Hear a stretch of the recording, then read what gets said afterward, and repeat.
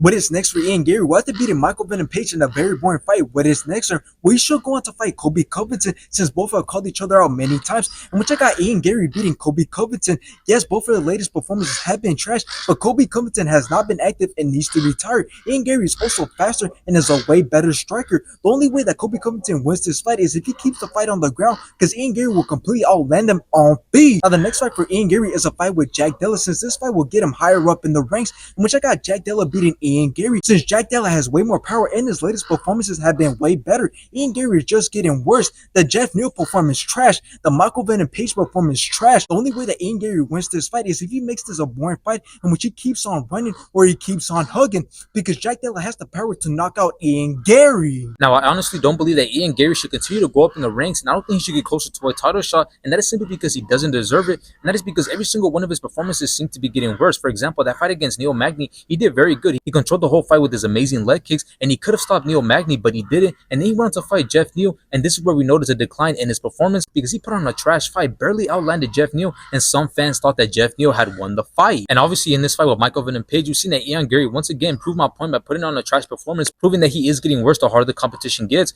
And what's funny is that Ian Garry actually said that Michael Venom Page is going to throw one punch and he's going to come back with 6, but the complete opposite happened because Michael Venom Page was the one who was trying to put on a show and who was the one who was trying to put on a fight. But Ian Garry, any opportunity that he had to take the fight to the ground, he took it, proving Michael Venom Page right, because Michael Venom Page has said that he was going to turn Ian Garry into a wrestler real quick, and that's exactly what we saw. So in the end, I'm assuming that Kobe Covington is most likely going to be next for Ian Garry, which if this fight does end up happening, I'm not interested in seeing this fight. I'm actually not interested in seeing Ian Garry fight anymore because he just showed that he either has a lot of work to do in order to catch up with the competition, or he just showed that he's already at his prime and he could just not compete with the competition.